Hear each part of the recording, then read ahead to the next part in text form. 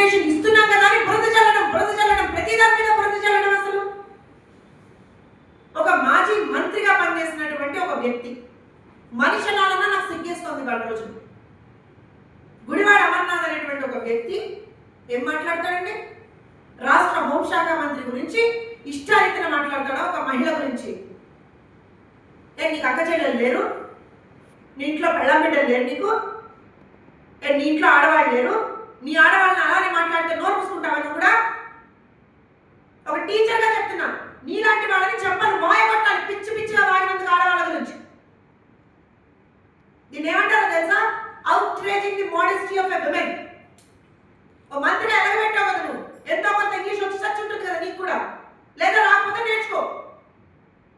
Makeup గురించి మాట్లాడటం, మీలాంటి పనులు మా ఇంట్లో ఆడవాళ్ళు చేయరు, ఎంత తమాషాలు ఆడుతున్నావా?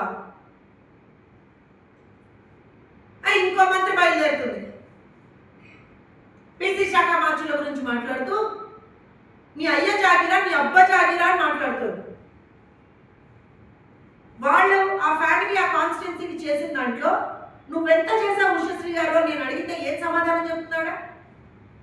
మీ పార్టీ వాళ్ళు మీరు అధికారంలో ఉన్నప్పుడు పేదవాడికి పట్టెడు అన్నం పెట్టేటువంటి అన్నా క్యాంటీన్లని అన్యాయంగా అక్రమంగా దుర్మార్గంగా కూల్చేస్తే తన సొంత డబ్బులు పెట్టి 1000 రోజుల పైన అన్నా క్యాంటీన్ నడిపినటువంటి ఘనత సవితమది. ఏ రోజునన్నా ఒక్కడికన్నా పట్టడన్నా పెట్టావా శ్రీ? నువ్వు సవితమ్మ గురించి మాట్లాడుతున్నావు. ఎవ్రీ సింగిల్ డే వీళ్ళు చేసేది ఏంటి అంటే ఇదే.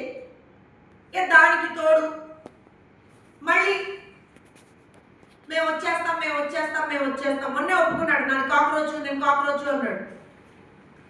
సరే మా ఎమ్మెల్సీ గారు శ్రీకాంత్ గారు చాలా బ్రహ్మాండంగా చెప్పారు, నువ్వు కాక్రోచ్ కాబట్టే ప్రజలు ఇంటేసి నిన్ను అవతల పారేశారని చెప్పారు.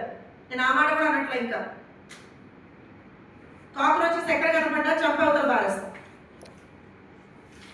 కాక్రోచెస్ ఎక్కడ కనపడ్డా చంపి అవతల పారేస్తాం మన ఇంట్లో. ఎందుకంటే దానివల్ల రోగాలు వస్తాయి.